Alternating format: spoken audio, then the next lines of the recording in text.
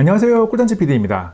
출장 시에 사용할 영상 편집용 게이밍 노트북을 고르고 골라서 한 대 샀습니다. 거의 모든 영상 작업을 데스크탑 PC로 해왔고, 가끔 외부에서 영상 작업을 해야 할 때는 간단한 수정 작업이나 1분 이내 짧은 세로 영상만 편집을 했었기 때문에 갤럭시 북4 프로 16을 활용했었습니다. 그런데 2025년에는 해외를 비롯해서 출장 현장에서 생생한 모습을 영상으로 더 잘 전달하기 위해서 온전히 처음부터 끝까지 편집을 완전하게 할 수 있는 새로운 노트북을 하나 찾게 되었습니다.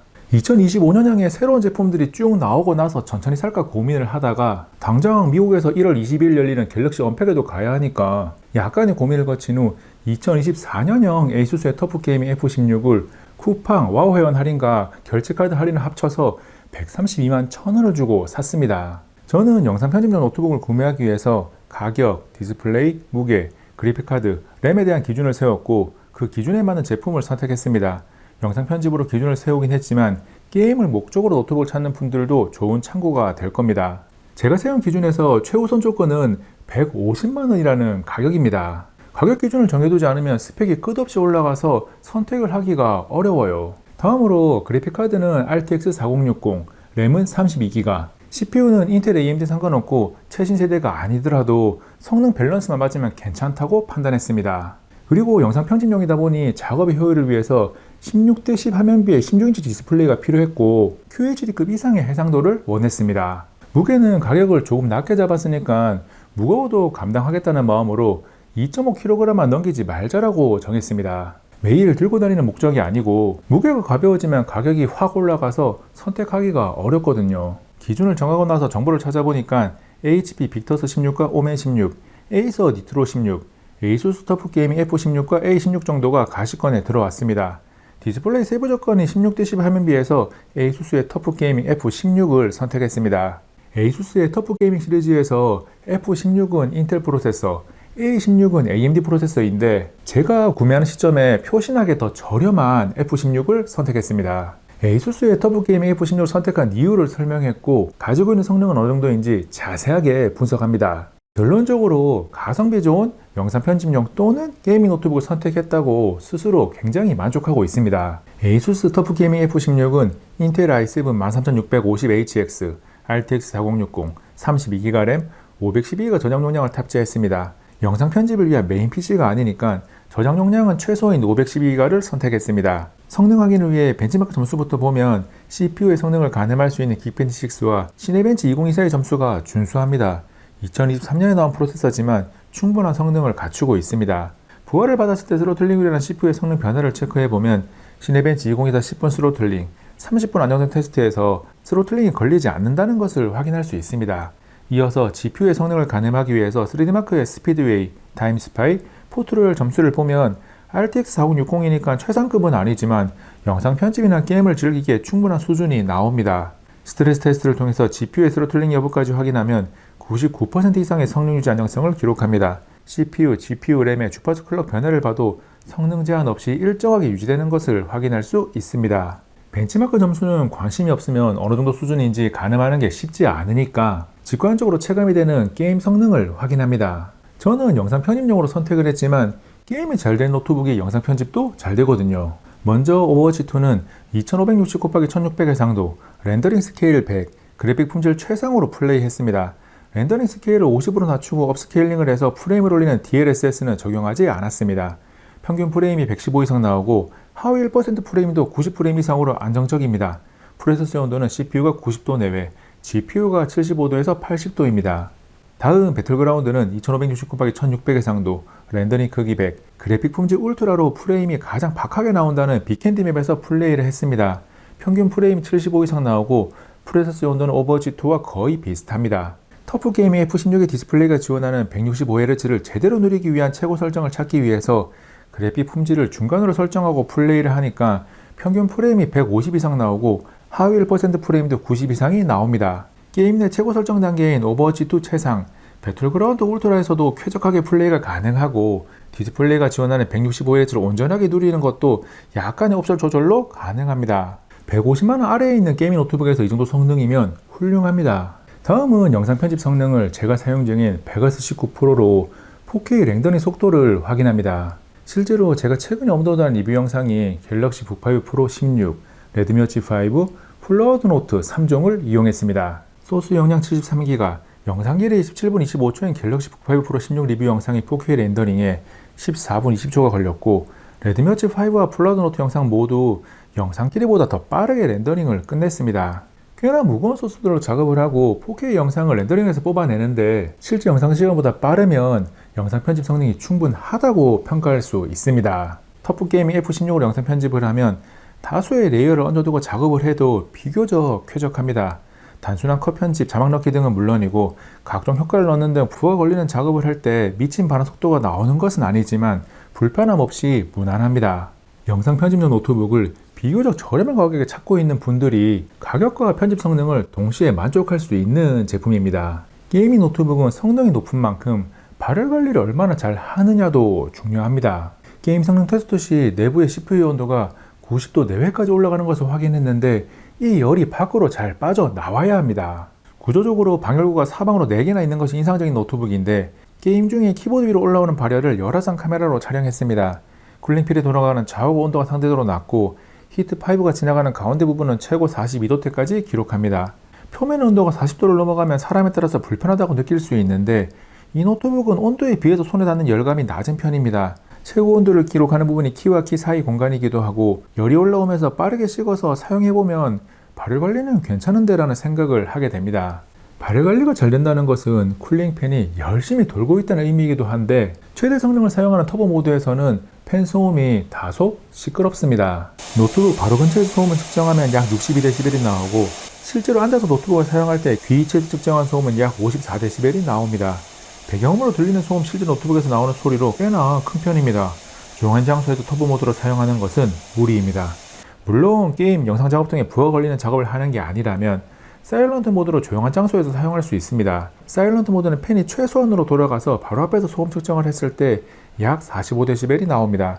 배경음에 사일런트 모드에 팬 소음을 넣어뒀는데 거의 안 들릴 겁니다. 게임 또는 영상 편집을 목적으로 노트북을 찾다 보면 150만원 아래에서 앞에 나왔던 정도의 퍼포먼스를 기록하는 제품들은 은근히 많습니다. 하지만 디스플레이까지 만족하기는 어렵습니다. 게이밍 노트북으로 출시되는 대부분의 제품들은 120Hz 또는 144Hz, 165Hz까지 주사율은 지원하는데 주사율 이외에 해상도가 FHD거나 화면 밝기가 300니트밖에 안 되거나 하나가 꼭 부족합니다. ASUS의 터프 시리즈도 과거에는 디스플레이가 워낙 구려서 디스플레이는 4K 벗어난 노트북이라는 평가를 받기도 했었습니다. 그런데 2024 ASUS 터프 게이밍 F16의 16인치 디스플레이는 2560x1600 해상도, 최고 400니트 화면 밝기, sRGB 100% 색 재현율을 지원합니다. 색 재현율이 실제 기준 P3 83% 수준이라서 100%가 아닌 것이 아쉽긴 하지만 sRGB 100%니까 무난한 사용을 위한 최소한의 기준은 갖췄습니다. 저는 색감이 그렇게 중요한 영상이 아니라서 충분하다고 판단했는데 색의 미세한 차이가 중요한 영상 작업을 하는 분들에게는 디스플레이가 아쉬울 수 있습니다. 그리고 스펙에는 화면 밝기가 400니트라고 적혀 있는데 직접 측정해보니 100% 설정해서 최고 489.4니트까지 나왔습니다. 실제 사용 시에도 충분히 밝은 화면이 만족스럽습니다. 디스플레이에서 또 하나 만족스러운 부분은 16:10 화면비입니다. 게이밍을 목적으로 한다면 16:9와 16:10의 차이가 큰 의미를 가지지는 않습니다. 그런데 영상 편집 등 화면에 조금이라도 더 많이 나오는 것이 작업의 효율을 올려주는 일을 한다면 꽤나 중요한 포인트입니다.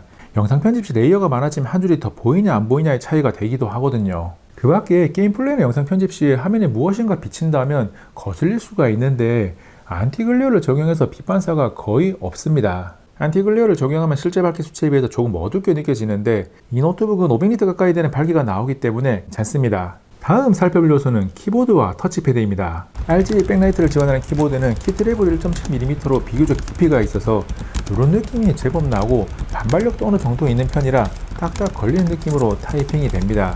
키보드에서 많이 아쉬운 점은 별도의 방향키가 탑재되긴 했는데 높이를 줄인 얇은 형태라서 사용하는 게 썩 편하지 않습니다. 이 노트북이 게이밍을 목적으로 하고 방향키를 사용하는 게임이 제법 많다는 것을 생각해보면 아쉬움을 넘어서 단점입니다. 반대로 상단 왼쪽에 있는 볼륨 조절, 마이크 온오프, 아머리 크리에이트 바로가기 키 4개를 따로 빼둔 것은 무척이나 편합니다. 터치패드는 요즘 워낙 넓어지는 것이 대세라서 조금 작아 보입니다. 사용성 자체는 터치 반응 속도나 부드러움, 클릭감이 무난합니다. 좋은 것도 아니고 나쁜 것도 아닙니다. 게이밍 노트북이라서 성능을 먼저 확인했고 디자인과 휴대성에 대한 이야기로 이어갑니다. 디자인적으로 경량 노트북들에 비해서 두껍고 무거운 제품이니까 깔끔함은 덜하지만 군더더기가 붙은 모습은 아닙니다. 화려함을 추구했던 과거의 게이밍 노트북들과는 다른 느낌입니다. 그리고 두께가 있어서 둔탁해 보이지만 가로 세로 길이의 크기는 상당히 작게 잘 나왔습니다. 16대11 화면비에 16인치 디스플레이를 탑재한 갤럭시 북8 프로 16을 얹어보면 크기가 거의 비슷합니다.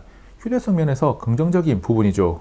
휴대성을 결정짓는 핵심적인 요소인 무게는 2.27kg으로 들고 다니기에 무겁습니다. 자주 들고 다니면서 사용하는 게 아니고 가끔 출장 시에 들고 나가서 사용을 하는 목적을 가지고 있으니까 무게는 감당하기로 마음을 먹었습니다. 원하는 가격대를 찾기 위해서 한 가지를 포기해야 한다면 저는 무게를 포기합니다. 이동할 때 조금 힘들어도 노트북을 놓고 사용할 때는 무게가 성능에 영향을 미치지는 않거든요. 무게에 대한 가치는 본인의 사용 환경을 잘 고려해야 하는데 저처럼 가끔 이동을 해서 사용하는 목적이라면 2.27kg 감당할 만합니다. 물론 240W의 전원 어댑터가 주는 부담감은 상당한데 C포트를 이용한 100W PD 충전이 가능해서 충전을 위한 어댑터와 케이블의 부피를 줄이는 게 가능합니다. 다음 확장 포트는 왼쪽 면에 DC 전원 포트, RJ45 유선 랜 포트, HDMI 2.1 포트, 썬더볼트 4를 지원하는 C포트, 파워 딜리버리와 디스플레이 포트, G싱크를 지원하는 USB 3.2C 포트, USB 3.2A 포트, 3.5mm 오디오 컨버터기 차례대로 있고 오른쪽 면 가운데 USB 3.2A 포트, 끝부분에 켄싱턴 락이 있습니다. 확장 포트는 충분하게 다양한 활용이 가능하도록 다 갖추고 있는데 DC 전원 포트의 위치가 왼쪽 측면 가운데 쪽에 있는 것이 아쉽습니다.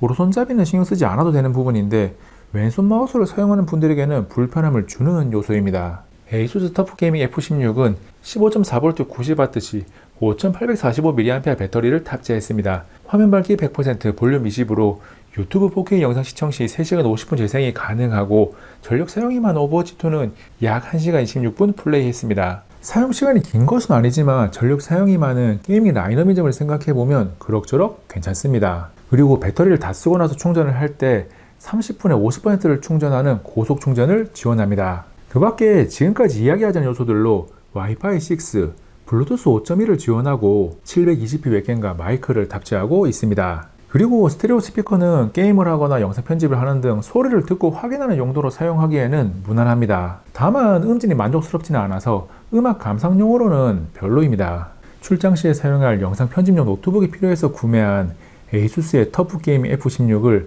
자세하게 분석했습니다. 프리도스 옵션으로 132만 1000원에 구매를 해서 150만 아래라는 기준으로 평가를 했습니다. 프로모션 할인으로 110만원대까지 내려간 적이 있는 제품이니까 가성비가 좋은 노트북이면 분명합니다. 가격이 조금 왔다 갔다 하는 제품이라서 구매를 원하는 분들은 가격 변동을 보면서 천천히 선택하는 것을 권합니다. 쿠팡에서 와우 회원 할인이 종종 들어가기도 하니까 월 7,890원을 내고 와우 회원을 한 달만 이용하면서 노트북을 사고 해지하는 것도 좋은 방법입니다. 유튜브 쇼핑 기능을 이용해서 쿠팡 판매 링크를 걸어두긴 했는데 가격과 할인 정보가 수시로 변하니까 꼼꼼한 확인이 필요합니다. 다시 한번 2024년형 ASUS 터프게이밍 F16을 정리하면 150만원 아래에서 구매할 수 있는 가성비 좋은 게이밍 노트북입니다.